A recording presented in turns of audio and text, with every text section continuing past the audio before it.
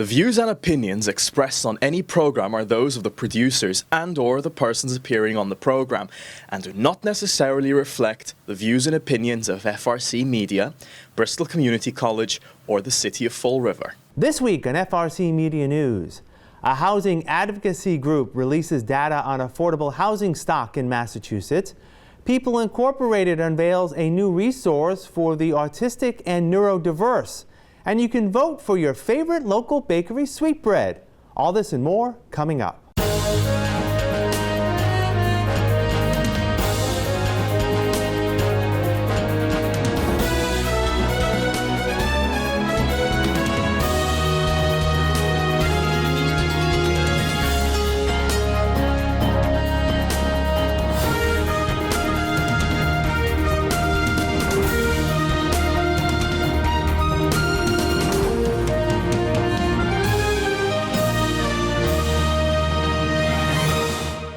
It's Thursday, February 1st, 2024. This is FRCmedia News. I'm Keith Tebow. Paying for affordable housing in Fall River remains a concern for many city residents. But how many housing units across the city are considered affordable?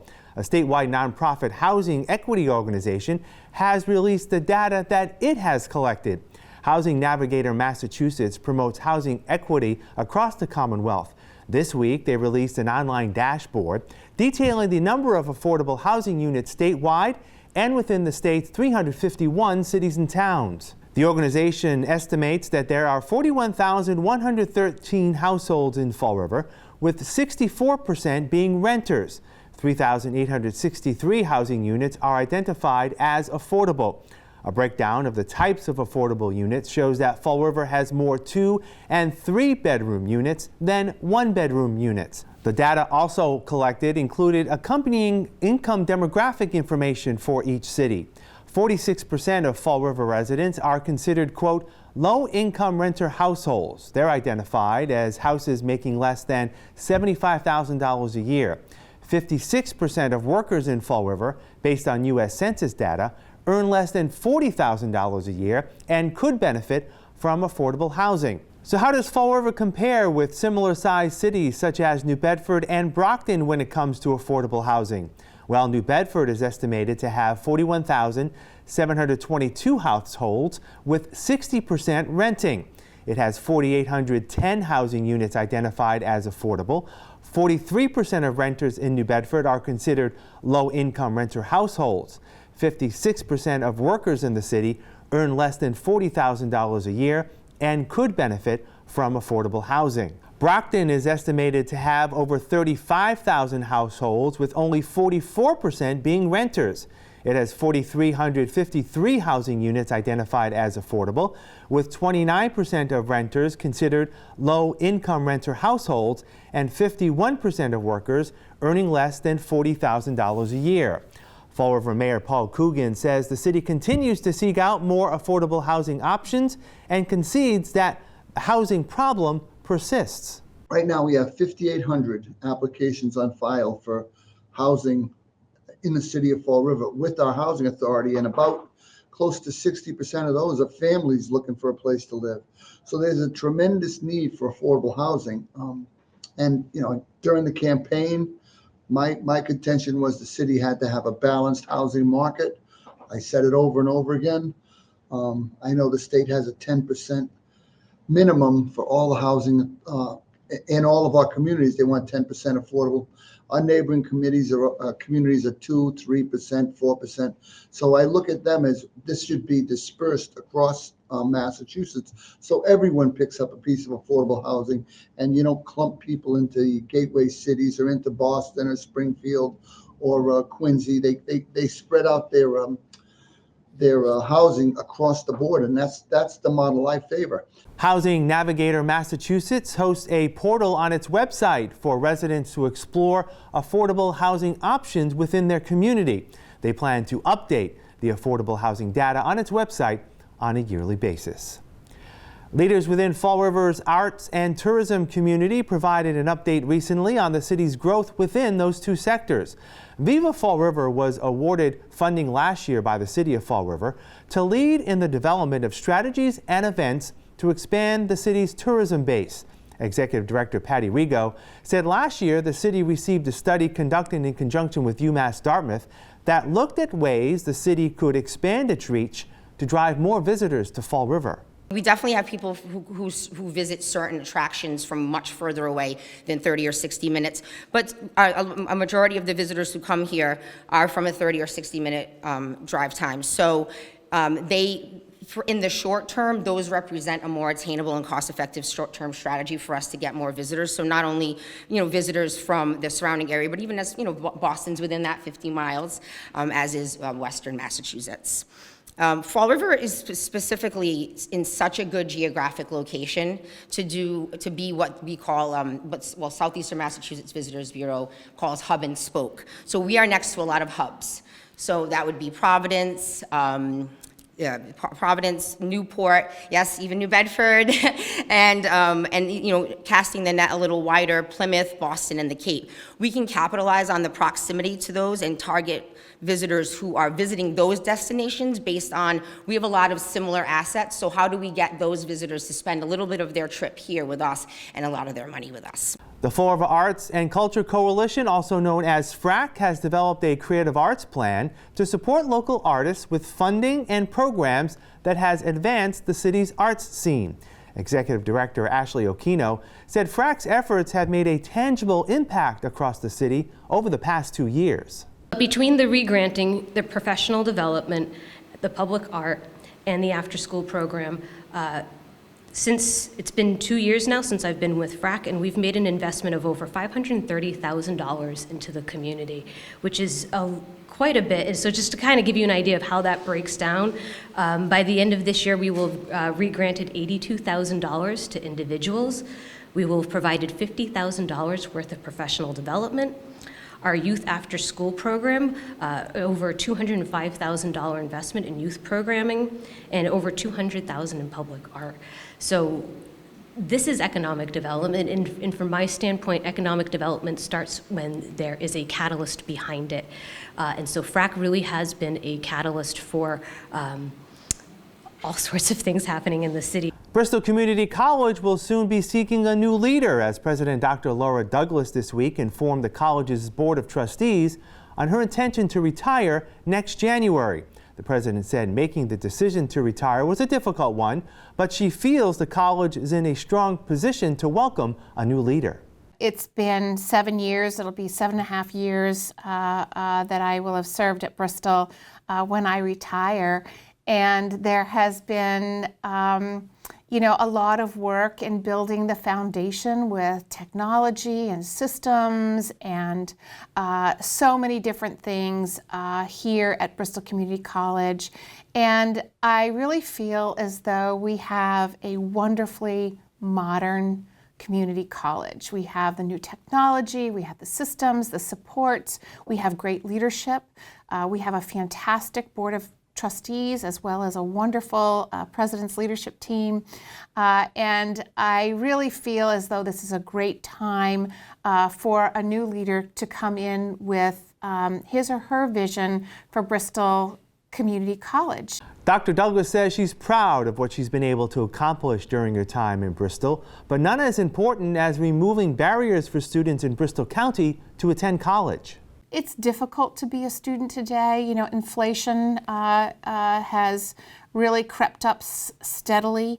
It's difficult for students to afford college because Pell Awards have decreased. So it's not easy to come to college and maintain a job and a family and to do all of those things. It wasn't anymore about just filing the FAFSA, the application for federal aid. It was, how are you going to pay for college? Let's sit down and work this through. And we had emergency grants, and we have our mobile market, and we have our care fund for students who have needs. They can't pay a bill or whatever it is. All the things, child care, tutoring, all of that has really come of age at Bristol Community College in the last couple couple of days, I've gotten some beautiful messages from members of our college community who have said, I felt so included here and I felt so safe. And you can't put a price tag on that. Dr. Douglas credits the college's faculty and staff for buying into Bristol's efforts to foster diversity, equity, and inclusion and creating a college-going culture. With a little less than a year before she steps down, Dr. Douglas says there's still more work to be done, particularly in the area of making community college more affordable. We do have some new initiatives that we have been working on. Mass Reconnect. That's a real pride point for Bristol Community College and the other community college leaders to be able to enact that program. But we're also working on free community college, and that really goes right back to those 4 pillars of our plan. We need to have a lot of innovation ready to go for those students who come to us, as well as the equity piece and understanding where we might have weaknesses across our organization for students, our barriers that will not enable them to succeed, and excellence, to be ready for all of those pathways. I can only imagine, based on what we experienced with Mass Reconnect, how many students may come to us at Bristol Community College if we have free community college by the fall. The college's Board of Trustees is expected to begin the process of recruiting a new president sometime this spring. 2 city council committees have received an update on the city's collection of business trash. Municipal Attorney Matthew Thomas said dozens of businesses had their trash picked up since the Purple Bag Pay-As-You-Throw program was abolished. The city's contract with trash and recycling haulers are limited to residences only. Mr. Thomas says the city will end the practice of business trash pickup effective March 1st. As of this past November, there were about 249 commercial bins picking up for garbage, and there were about 463 commercial recycling bins. Now, with bins, it doesn't really make a difference how many owners, it's the types of bins. We have 35, 65, and 95-gallon bins. As a rule of thumb, you figure about half a pound of trash per gallon. So based on those numbers, we took all of the information that came from REHAG, that's the company. We then cross-referenced against the assessor's office to find the property use codes and to make sure that we were identifying the ones that were commercial. Based on that, we identified that we're probably picking up about 256 tons of commercial municipal solid waste a year and about 433 tons of commercial recycling a year. We pay $113.20 a ton for disposal. This is where it does impact us on disposal. That comes out to about $30,000 a year for commercial municipal solid waste. We pay $125 a ton for recycling disposal or pickup. That comes out to about $55,000 a year. So our savings from doing this are going to be in the $80,000 to $100,000 range. The next step will be to devise a strategy to limit trash pickup to nonprofit organizations. Mr. Thomas says identifying those trash customers is more complicated. For example, a church. The rectory of a church is entitled to the bins. The center is not. So we have to go through, and we're going through that list now. The idea was to do this in pieces so that we can treat everybody within that piece fairly. And I agree with you. There's a whole issue with nonprofits that, without tipping the hand too much, nonprofits should be paying something. There should be a pilot, maybe 25% of what their taxes would otherwise be. Mr. Thomas says the city can save more money by encouraging more recycling and educating residents on what and what cannot be recycled. Fall River-based human service agency People Incorporated has opened what is called an Infinity Library with the focus on helping segments of the neurodiverse community overcome anxiety in a setting that for some may seem overwhelming. This library was created under the idea of being able to serve people with autism, ASD, and other neurodiverse abilities. And it's really creating a smaller version of a full library, and that individuals with ASD can come in here and experience it on a smaller scale and get used to talking to the librarian and get used to checking out books and sitting here and just reading a book and experiencing it on a smaller level, and maybe doing that a few times or many, many times, so that when they do go into, the Fall River Library, the Somerset Library, which is much larger than this, that they're equipped, they've experienced it. So it's really giving different types of learners the ability to have a different experience before they go onto a larger scale of it. The idea for the Infinity Library was derived from a People Incorporated staff member who read about a similar service overseas. One of our employees here, his name is Sam. Sam has autism, and he speaks about that. And Sam's worked here for a few years. He's our site manager here at this building. And about a year ago, Sam came to me and said, there's an agency in Dubai, and they do simulation experiences, like a library, like a barbershop, like a mall. And he shared me some articles about this organization very, very far away. And he said, why can't we do this here? Let's bring this to America, and not just America, let's bring it to Fall River. People Incorporated has always adapted to the needs of our community, whether it's a preschool or a residential home or a day program, that's come about because someone needs it. And Sam very quickly showed us we needed it. And so it was really an easy answer. Donations of books and supplies for the library were provided by employees of People Incorporated and with a grant funded by Matuk Luxury Linens through the South Coast Community Foundation. This is all Sam. This was Sam's idea. Everything you see in this room, whether it's the type of books, the colors of the room, the types of shelves, and all the decorations and the games along the wall, that was all Sam. He had this vision. So it's truly operating like a real library. You're going in, you're looking at books, you're going up to probably Sam and saying, I want to take this book home, and Sam will walk you through the checkout process, and then you'll come back again. You return the book and grab a few more. And so it's truly operating like a library. We've got the chairs and the couches. People can hang out. We've got the computer. We've got charging stations.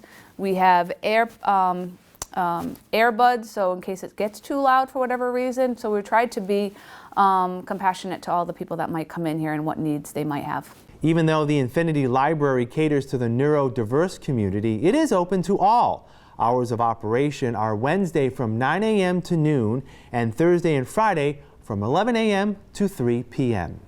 We'll have more FRC Media News right after this. Here are some job descriptions on the latest hot jobs list from the Mass Hire Fall River Career Center. Retail and catering cashier. Charlton Memorial Hospital, located at 363 Highland Avenue, is looking for a full-time retail and catering cashier to provide support for the retail areas of the food and nutrition department within the hospital. Job number 203-32213. Maintenance technician. EY Technologies, located at 939 Current Road, is seeking a full-time maintenance technician to perform routine maintenance and repairs on machinery and equipment and troubleshoot electrical issues. Job number 203-36982. Manufacturing Documentation Specialist 2. Envision Pharmaceuticals Incorporated, located at 927 Current Road, seeks a full-time manufacturing documentation specialist 2, responsible for the creation and revision of new and existing GMP batch production records. Job number 203-22060. Barista. Starbucks, located at 800 William S. Canning Boulevard, is looking for a full-time barista. For more information, call 774-309-5923. St. Anne's Hospital, located at 795 Middle Street, has an immediate need for the following full and part-time positions. Emergency Department Technician, job number 203-29251. Cath Lab Technician, job number 203-29755. For more information about these or other positions, visit Mass Hire JobQuest at jobquest.dcs.ol.mass.gov or call the Mass Hire Fall River Career Center at 508-730-5000. I'd like to invite you to the Fall River Public Library's Children's Room on Saturday, February 10th at 11 o'clock for our Chinese New Year's celebration. We are celebrating the Year of the Dragon, And in this celebration, we're going to have a wonderful time here at the library. We'll be listening to an ancient Chinese folktale about dragons that's over 1,000 years old. We'll be making our own snapping dragon puppets. We'll be making dragon ornaments. And you can even participate in our dragon dance here at the library. And for everyone who comes to this event, we have a special surprise awaiting them. So join us for our celebration of the Year of the Dragon here at the Fall River Public Library. Welcome back. The City of Fall River is seeking nominations for this year's Fall River's Youth of the Year. Youth Services Coordinator Christian McCloskey says it's an opportunity to showcase the best contributions of Fall River students. It starts with the caring adult, where they have to think about the youth that they work with and how important and special they are, so they make that nomination.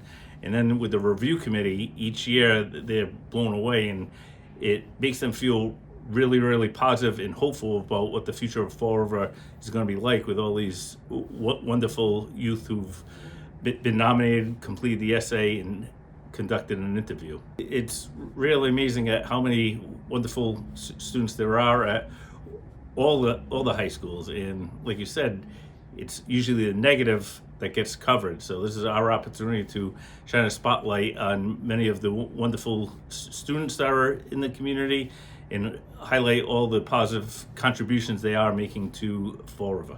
Eligible nominees must be in their senior year of high school or 21 and younger in their final year of attending a HiSET or GED program. There's a nomination form that I send out to all high schools and youth serving agencies, and just starts off with a simple nomination and why this individual is worthy of becoming Youth of the Year. And then in the second week of February, we notify those individuals who have been nominated, and then the onus is on them to complete an essay. And from there, we have an interview process. It's very informal and laid back, but it's an opportunity for the young men and young women to talk more about themselves and how they're making a difference in themselves and in the community, and to cover things that aren't necessarily in the nomination form or the essay. The deadline to nominate a student for Youth of the Year is February 8th. The finalists for Youth of the Year will be celebrated at an event held on March 21st in conjunction with Absolutely Incredible Kid Day. And finally, Viva Fall River and New Bedford Food Tours are coordinating their second SouthCoast Snackdown across the region. This year's bakery item is well known to many: sweetbread. We called every bakery we could find in I think it was 14 different cities and towns that are classified as South Coast. And, but the way it shook out was that it is Fall River and New Bedford, with one entry from Fairhaven and one entry from Swansea. So sweetbread isn't just Portuguese. We've got Guatemalan sweetbread. I believe there's Puerto Rican sweetbread. There's even a Lebanese sweetbread. And a big note of distinction for those of you who think, I have gluten issues, bread's not for me. It is for you, because Duke's Bakery, where we are today, has a gluten-free sweetbread. So that's really exciting that everybody can really participate. So there's about 24 bakeries, I believe, I counted last night. And so that's a lot. It's a lot more than we had last time. So, people got it. There's only 29 days in February, so you got to get on it. Chris Holden, owners of Duke's Bakery on Duval Street, says her gluten and dairy-free sweetbread is a welcome competitor in the contest. We don't use traditional flours or traditional methods in which to bake sweetbread. It's a 50-50. It meets the criteria of sweetbread. It has the large size, the crust, the softness inside, but it's not fluffy soft. It's a denser soft, and it's got the sweet, lemony, citrus flavors that typical sweetbread has. Ms. Rigo says, as with last year's Snack Down, residents will be asked to vote for their favorite sweetbread. Voting starts today and runs through the end of February. You can go to all of them if you want, or if you already know in your heart which one's the best, feel free to go on to NB, so N as in New Bedford, nbfoodtours.com/snackdown, all one word. And then there's a voting mechanism right there. You just click on it. And it's a possibility we might have missed one. So you can write in a bakery, but you cannot write in your VAVO. You cannot write in, I know VAVO probably makes the best sweetbread, but we cannot award the trophy to VAVO. We'll wrap up this edition of FRC Media News after this. Join us at the Fall River Public Library on Saturday, February 3rd from 11 a.m. to 3 p.m. for Pokemon Community Day. Participate in a library scavenger hunt in search of Pokemons hidden throughout the building and be eligible to win a great prize. Have your picture taken with Pikachu. Or if you're a teen or tween, create your own Pokemon terrarium. Register to win a basket filled with Pokemon-related goodies. If you are a fan, come join us and show your Pokemon spirit. The Pikachu meet and greet is from 11 a.m. to 12 p.m. Pokemon Terrarium Craft, 12 p.m. to 1 p.m. Scavenger Hunt from 11 a.m. to 3 p.m. We'll see you at the Fall River Public Library. That's all for this edition of FRC Media News. Please visit our website at frmedia.org for all the latest news and local information. FRC Media News airs Thursdays at 6 p.m. and Fridays at 5:30 p.m. For all of us here at FRC Media News, I'm Keith Tebow. Have a great weekend. We'll see you next Thursday.